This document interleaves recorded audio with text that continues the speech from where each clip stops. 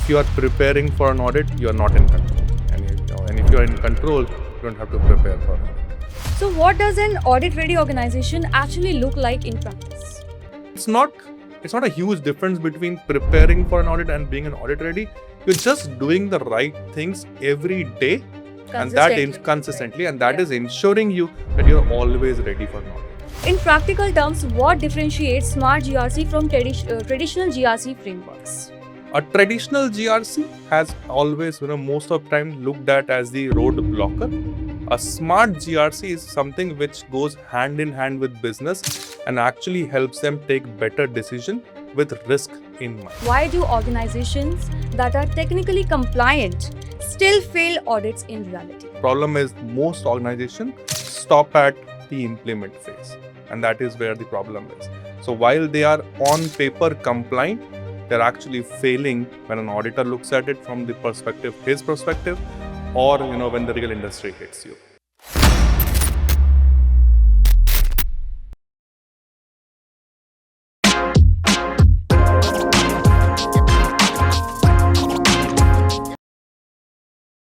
Hello everyone, welcome back to another episode of InfosecTrain TechTalks Real World Decoded.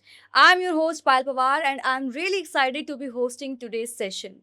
So now let's start with something that we hear all the time in cybersecurity and compliance, that we are fully compliant. Organizations today invest heavily in policies and frameworks, certifications like ISO 27001, risk registers and audit processes.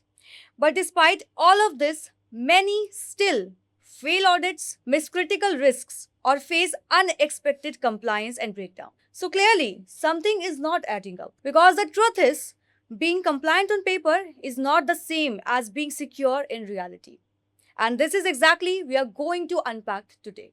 Now, to help us decode this from a real-world perspective, I am joined by someone who brings deep hands-on experience across governance, risk, compliance, and internal audits.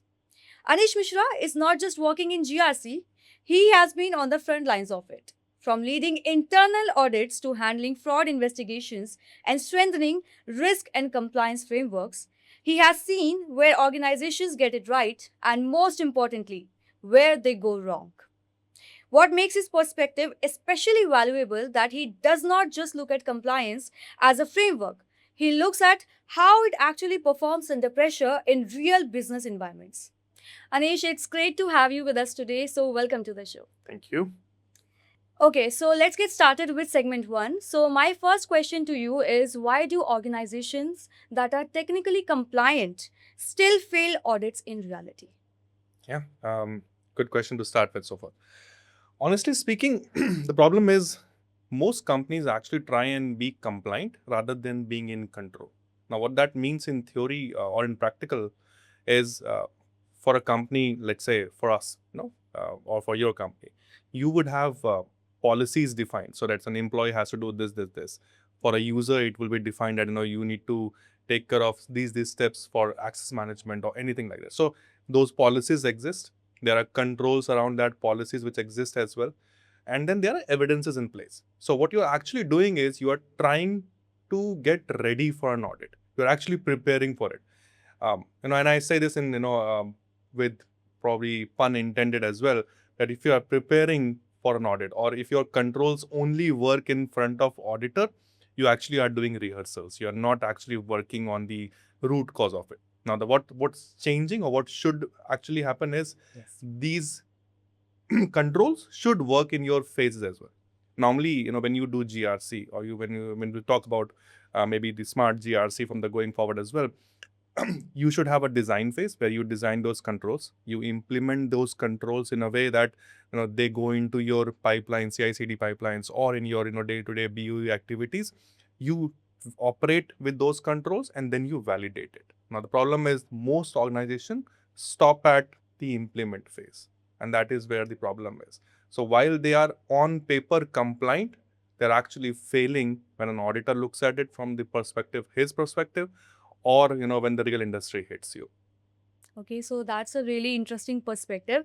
So it's not really about lacking frameworks, I think, right? So it is more about how they are implemented day to day. Yes. So framework wise, I think everyone understands what frameworks like ISO or PCI talks about. Um, it's the way you implement it, but the problem is not even implementing. The problem is how do you operate and validate those controls on a day-to-day activity. Are those being followed when the actual work is being performed is the challenge, I think. Okay, that's a really insightful answer. So, moving on to the next segment, let's make this real. So, can you walk us through a real audit scenario where everything looked fine on paper but failed during actual assessment? Yeah.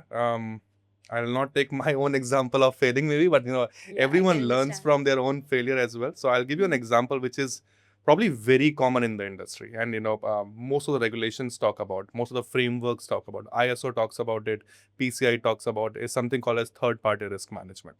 Now, if you look at third-party risk management, there's a set process to it. And every company, every even smaller company or a bigger company probably have the same kind of process towards it. So the way it is done is, you identify your third parties or all the vendors you work with. You send a checklist to those vendors. They respond to those checklists, and then you validate it, and you're done with the questionnaire, right? You're done with the questionnaire assessment, and then you give a finding out. If in case you think something is not working well or something is not going well, you let business know about it. They accept or reject it, whatever the way it is. You still go ahead with the contract has a clause of security and everything looks perfect on paper. It's all green from the standard and requirement and framework perspective. From an auditor perspective, it looks great. Now, what is the challenge then? The challenge is, or the real problem which we face, or what we're trying to decode here as well, is the problem is you look at all these vendors in a similar category, and Okay. let's say there's a vendor which does your payroll processing, which has your PII data, your bank data, which is your PCI data as well. You look at that vendor and a vendor which is all maybe just giving you food catering services. You look both of them in a similar kind of a way, same kind of checklist, same kind of process, and that is where the process fails. Now, what you're doing is you're over relying on one process, which may not be a good fit for all the vendors you have. From the audit perspective, it's a failure. Now, why is it a failure? Because an auditor might come back and say, this is a critical vendor for you from a tier one perspective, which has been identified in the same way or assessed in the same way, rather which is compared to a tier three vendor which is a low category vendor, and you're still doing the same process. Um, and then there's over reliance on these vendors on those checklists. So the questionnaire which you send it, most of the companies they take that questionnaire, they'll just validate it and they're done. There's no cross checking, there are no documentation around the responses given. So they have to take a step forward. You have to play smart to understand that no, not everything which is written in a questionnaire is correct, or it's true. So you have to validate it, and the way validation should be done is, you look at the ISO reports or SOC reports, multiple other documentation from the perspective of domain you're assessing, and then you should be sure about it. So from a real world, it's a challenge. As they say, most of the data breaches which has happened across the industry are because of your third party vendors. Okay, Sam. That really puts things into perspective. Also, building on that, I want to actually ask you, like, can you give us an example, like a real world case example, like what was missed, what was the impact, and what changed after that? Sure. So for our viewers, Yeah, it would so be so great. we'll use the same TPRM process as well. So what happened is, when I saw something like similar in industry, I was working in a very big oil and gas giant Fortune 500 company. They were doing the same kind of third party, and they were assessing around 1,000+ vendors every single year. Now, what was happening and what was missed is, one is, as I said, same kind of process for all vendors, which is not right. You look at the questionnaire responses but not at the evidence supporting those responses. So you'll have to look at that evidence part as well. Or, more from that, what's the value? How do you validate the responses? That is missing. And that's a very important perspective when you do a risk assessment, right? Over reliance on human technology, right? People assessing things. So uses of tools is something which is not being used much. And I understand, tools come at a budget and it's a costly cost affair as well. But again, there is in-house capability within the teams as well, which can be used to design these tools as well, which we have done as well. We designed an in-house tool to do that assessment part as well. So So what's the change? What was brought was, we started looking at criticality of the assessment or the vendor first. So they will be rated in tier 1, tier 2, and tier 3. And then Okay. let's say a tier 1, which is a critical vendor for you, will go through a deep dive assessment. So we'll look into it more um, strictly than compared to a tier 3, which is not doing much to us. There's no public data, there's no private or confidential data involved. There's no PII or PCI involved in that. There will be leniency towards it, not leniency in terms of security, but more from the process deep dive or the time spent on that assessment. So you would do a due diligence on a low tier rating, and then maybe a deep dive into a high rating vendor. The third part of it is, Yeah. The cycle of review. It's not a one time activity. You can't just leave a vendor one time and you're done with it. It's a continuous monitoring. It's a SLA or KPI driven activity as well.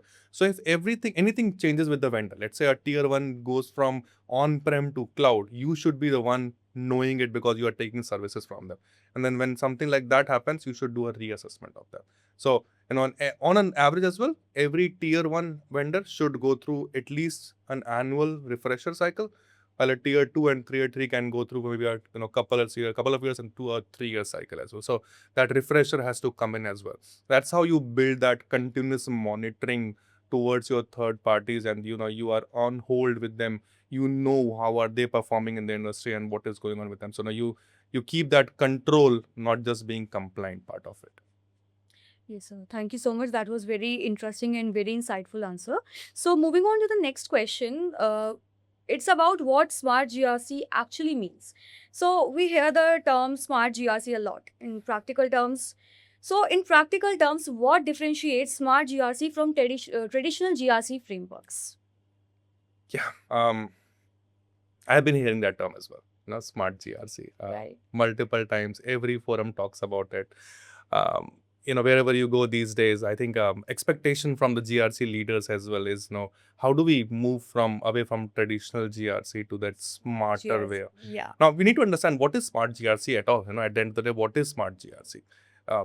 You would have remembered. I think when during your school days, there were kids who would do very hard work, and score good marks as well.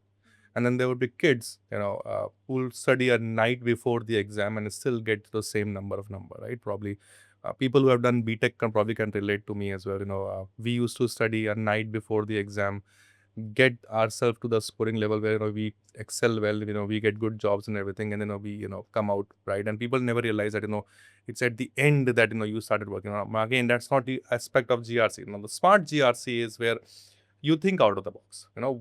There's a way GRC has been run on papers, Excel files, emails. There are multiple follow-ups going on. We normally tend to create controls around the existing process once that process is created, right? One that, let's say, giving an example of access management. Access management, you set up a process that everyone should have access managed basis on their job and responsibility, and it should be reviewed in annual time, maybe a quarterly, semi-annually, or annually. It should be reviewed. And then evidence should be tracked and approved by the supervisor. That's how the access management process flows. Now, what is a smarter way of doing it? That's the when these accesses are being reviewed, it is not just a checklist which as a supervisor you go and click on approve, you are done with it. No, you need to validate those access, make sure those accesses are correct, they are still needed, and if in case there's trainings behind it, those are being conducted. So you do a thorough check as well. Now the smart GRC comes into picture where these controls are not being implemented or given to you as a post practice. They are inbuilt in your process while you run your process, while you are doing the secure code developments, while you're doing the coding and everything, when you're moving it from testing to the staging to the production environment. Those compliance checks are at that moment itself. You can't actually move to production without the compliance clearance, right? Rather than moving into production and then getting a compliance sign off is a traditional way of. Now, how do you get moved to smarter is you build those controls in-house within the processes, within the places or the controls which is applicable. So you commit, you try and automate things. That's one way of doing smarter GRC is, you start looking at what are the automation opportunities. Can I get my access reviews done in a way which is more user friendly and also saves time. Now, another example is, um, giving you an example of, we'll maybe use the third party again. Maybe earlier, the GRC used to be, let's say, I want to bring a food vendor. I'll go through a compliance review. It might take any time from 1 to 3 weeks. So I'll have to wait for 2 to 3 weeks to just get a food vendor onboarded. Now, with the smarter GRC, you know that the vendor is not critical to you from the data perspective. So you might give a sign off in a day as well, maybe in less than a day as well, in an hour as well. Or you set up the process according to that. The moment you select the categorization as tier 3 and it's validated, the vendor can be cleared from the InfoSec perspective. And that is how you start building towards a smarter platform as well. So a traditional GRC has always, most of the time looked at as the road blocker. A smart GRC is something which goes hand in hand with business and actually helps them take better decision with risk in mind, right? So we are not now a roadblocker or a showstopper for them. We are probably the decision maker for them. So that's how the smarter GRC probably looks like. Okay, so that was really interesting. So it's, as you said, it's more about making GRC active and continuous rather than something static, right? Yes. Okay. So segment 4, is control versus compliance. So my next question to you is, how do you distinguish between being compliant and actually being in control? So we'll go back to the first question we talked about, right? I am compliant if I have certification, right? A piece of paper which says my organization is compliant to standard IS 27001 2022 or PCI DSS. Yes. In reality, that is enough for me, right? Mhm. But I think the phrase goes around in the industry is compliance give you comfort, right? But controls give you confidence. How do you know that your company is actually secured from the perspective that you would be okay to handle a malicious attack or a breach, or you are ready to show your gaps and accept your risk to the real world as it is, rather than looking from the behind of a paper or something. So that's the difference between, I think, compliant and in control. Yeah. You can be compliant but not in control. But if you are in control, you will be compliant. We could be compliant but not in control, which will not help you with going forward with the industry. But again, if you are in control, you are definitely compliant. That's how they practice. And I'll give you an example as well on something which every one of us uses is, you probably log into a laptop as well, your official laptop. Yeah. You have an email ID and a password to log in. Yes. I have a password policy in place, which my company has set up for me, that there should be 15 character long. It should have a special character, a number. It should be an uppercase, lowercase, everything designed. Everything looks perfect. I have compliance in place. Now, when I start logging into my laptop, I can use a password as basic as password at the rate 123 as well. So there is no enforcement to that password policy. And that is where you lose the control. So while you are compliant on paper, you are actually not compliant in controls. So you need to have it other way. You should have it enforced that, the passwords has to be enforced and you have to follow the password policy. And then once you start doing it in the practice, at any given time, when you come in an auditor, that's a surprise test happens. You are still audit ready. That is how the approach should be towards building that audit ready companies as well, or the organizations. Now, you should never be preparing for an audit. That's I think my motto as well. If you are preparing for an audit, you are not in control. And if you are in control, you don't have to prepare for an audit. That is a really important distinction. So having controls versus knowing they actually work. So my next question to you is, it's based on your personal experience. So given your experience in fraud investigations, have you seen such cases where fraud happened despite existing controls and audit? Something I don't think most companies will accept, but yes, while you have all the controls implemented, and I'm not even talking about being in compliant, actually in control. You have things well documented, you have it well validated as well, but you still go through internal employees, frauds as well. You go through external fraud as well. I'll talk about maybe focus on the internal audits, internal frauds as well, because something which is very close to me. And I'll give you maybe, rather than talking about theoretical part of it, maybe I'll give you an example of it and then we can maybe all relate to it. Uh, I have been in the industry for 15 years. Let's say I stayed with the same company for 15 years. Everyone knows me well. I have the best access possible for all the systems. Uh, Even at that case, even that, let's say I'm a VP of a company for that matter. I am on the board of directors as well. I have the access to every log. I have the access to every file. I have access to every detail of my customer profile data and everything. um, my logs are still being reviewed. Whatever I check, they are logged, they are reviewed well. But are they actually being reviewed for the anomalies, or are they reviewed because they have to be reviewed? That's the question. Now, why do frauds happen for that matter? Frauds, if you look at the way frauds go into the industry or the intern as well, the frauds actually don't breach your controls. They work around the controls. Now let it sink in as well. I have access controls, I have logging in place, I have continuous monitoring as well. I am doing the best job possible from the information security perspective. I have all the check marks being done, and it's not just a checklist that I have it in place. I am actually following it, and I'm actually doing it as well. Every click you have, every pages you go through, I am looking at everything you do. Every keyword you are entering, I'm looking at everything. But again, can I stop all the frauds? No. Are the frauds still happening? Yes. Are the big industries are going through it? Yes. Are the internal frauds most common? Yes. Why? The reason is we are looking at logs from the logs perspective, not looking at a pattern wise. When a fraudster come into picture, right? They know everything about your environment. They know what is going on. They know a workaround as well. So just with the access level they have, and I'll give you an example. Let's say an agent working on a call center has access to all the customer data. May or may not be required, right? There's not enough data masking being done. There's no anonymization done. So you don't know if in case an agent is looking at data from the work perspective, or can he use that data to sell it outside.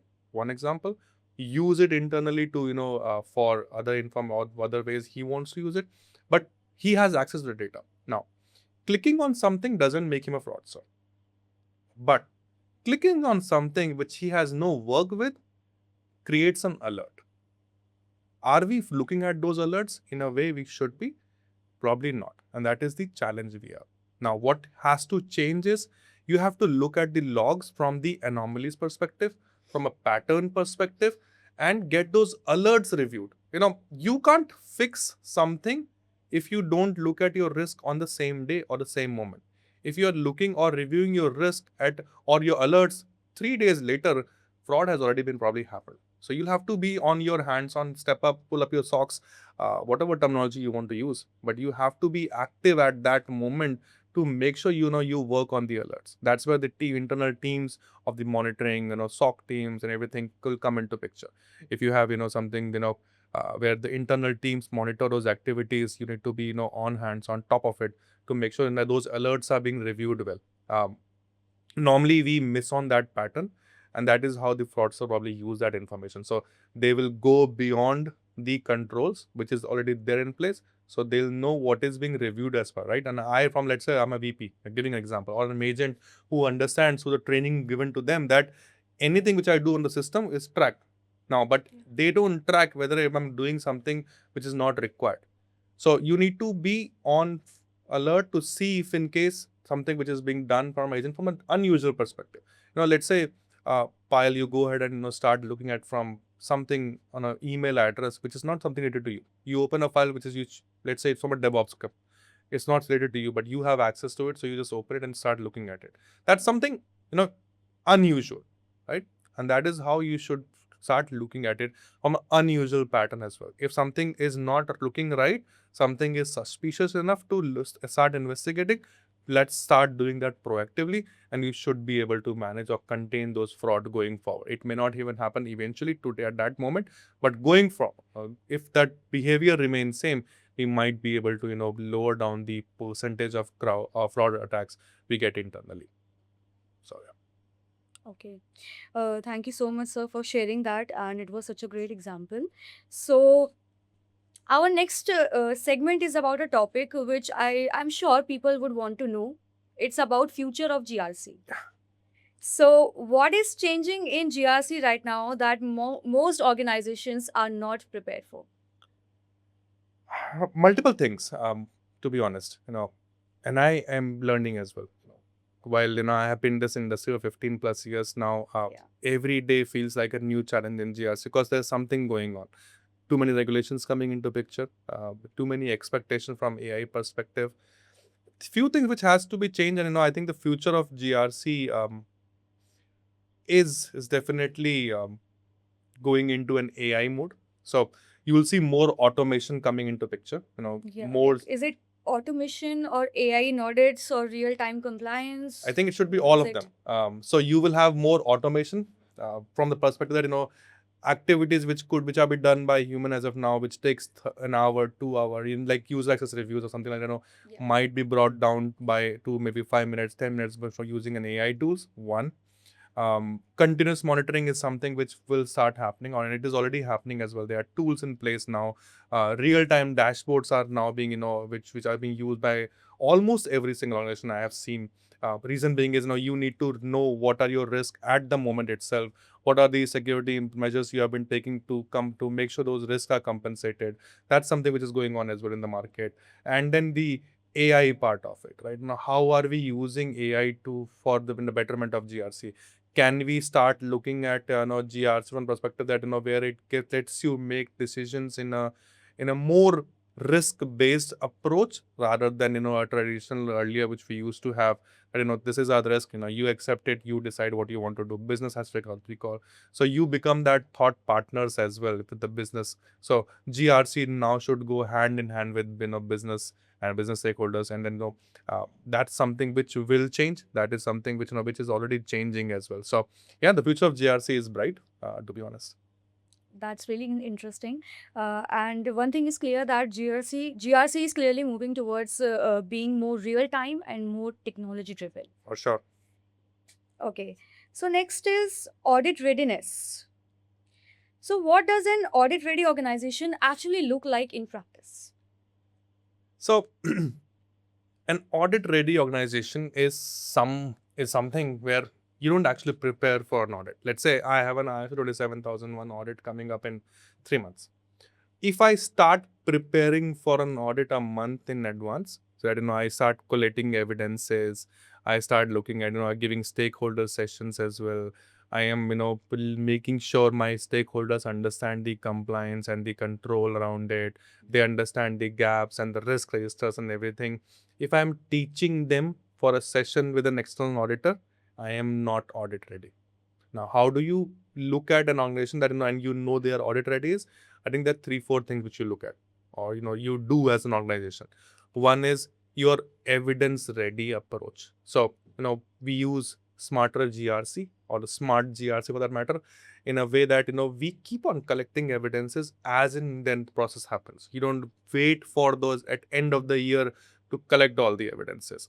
You use these technologies or tools in picture, or even human resources to gather those evidences throughout the year. So you're ready. Let's say uh, IAM team is working on an access management thing, privileged access. The moment trainings are done for privileged access and then access has been reviewed, you store that evidences at that time itself. You don't wait for the end of the year to get that evidences. Similarly, there are, let's say 20 plus, 30 plus departments within the organization. Each of them, when they are doing their compliance activities, those evidences are gathered in a one-stop shop, maybe a GRC tool. If you don't have a GRC tool, use SharePoint, but there has to be one-stop location where you have all the evidences at it. That's one primary part of it.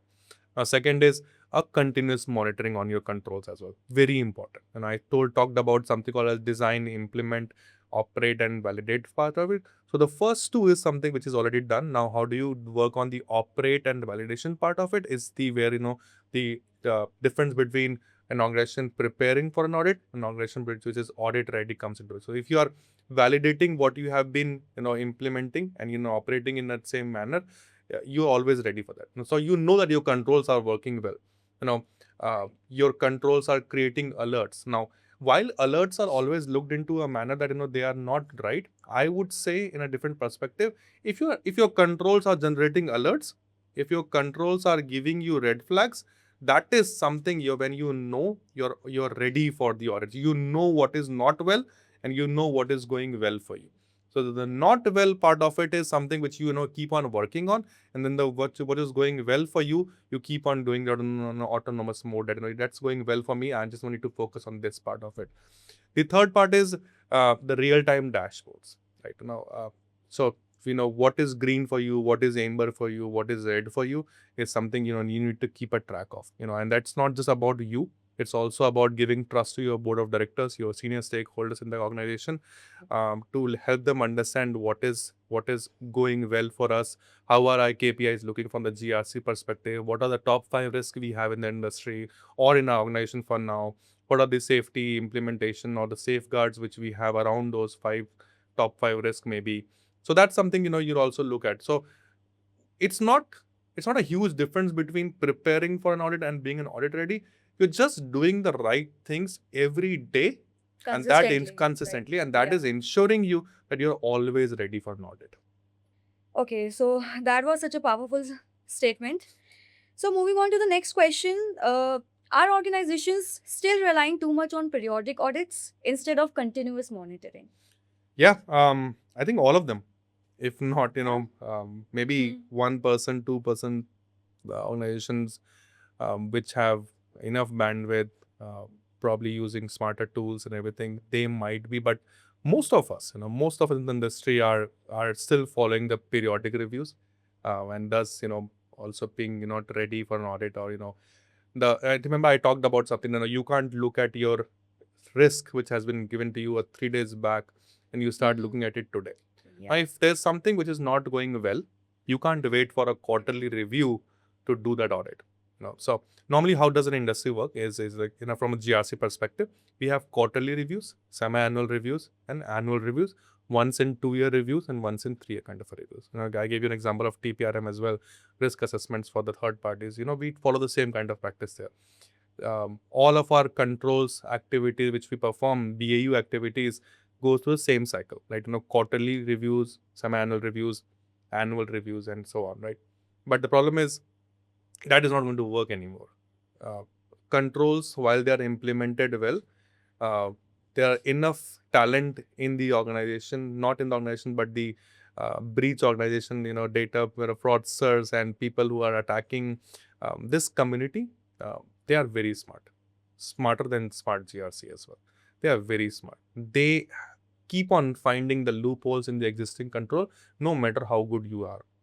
They'll find a way to breach your systems, infect it, and keep giving that trouble.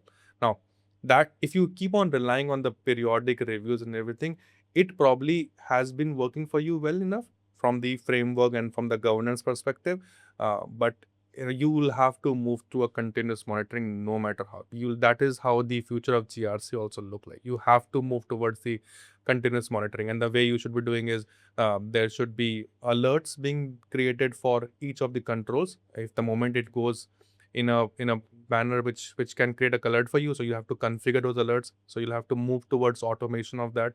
And if in case you are still doing it manually, um, pull up your socks. At now, this is the time. If you don't do it now, auditors in future probably are not going to look at the screenshot. They are going to look at your systems, and then the moment they start looking at your systems, they will see this continuous monitoring. They will not rely on quarterly and annually things. So things are changing within GRC. It is the best time that we start looking at towards it from the monitoring perspective, from the implementation perspective. The traditional way is not going to work anymore. That's actually a very big shift, Yeah, from it periodic is. checks to continuous visibility. So, moving on to the next question.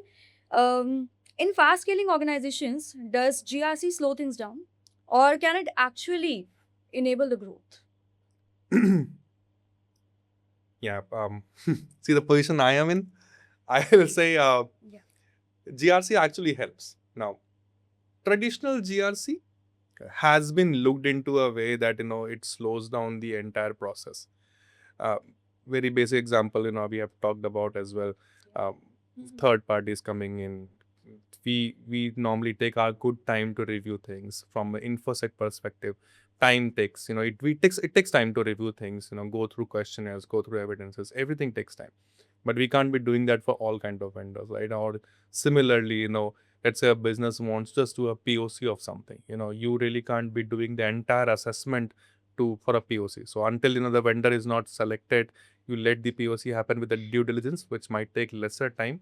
So you take that smarter decision. Now, that is where I think I said the traditional GRC might still take more time for or become a showstopper, a roadblocker for the organization or a fast-paced organization. But smart GRC or a good GRC probably will actually enable organization to take better decisions in a lesser time as well. So you have to just shift towards good GRC, be that smarter kind of a people or in the group, which helps you take decisions. Yeah, that's a very interesting way to look at it. So, sir, our next segment is about a rapid fire round. It's my favorite segment. So, I will ask you some questions and you have to give me some answers like in minimal 2 to 3 words only. Okay. Okay? Mhm. So, are we ready? Yes. One GRC mistake organizations keep repeating. Preparing for an audit rather than being ready for audit. One control every organization must implement. Access control plus continuous monitoring. Audit or automation? What matters more going forward? Automation because it makes audit real. One underrated risk area today. Too much trust on people with privilege access. Okay, so last question is one skill every GRC leader must develop. um, so that I think they need to know how to put framework into business. So, Anish, this conversation makes one thing very clear. Governance doesn't fail because frameworks are missing. It fails because execution does not match the intent. Compliance may help you pass audits, but control is what helps you survive real world risks. For organizations today, the goal is no longer just to be compliant, it's to be continuously aware, audit ready, and resilient by design. And if you want to understand how governance decisions are made at the leadership level, you can also check out our previous episodes where we decode AI governance and approval frameworks. So until next time, stay secure, stay strategic, and stay accountable with InfosecTrain TechTalks Real World Decoded.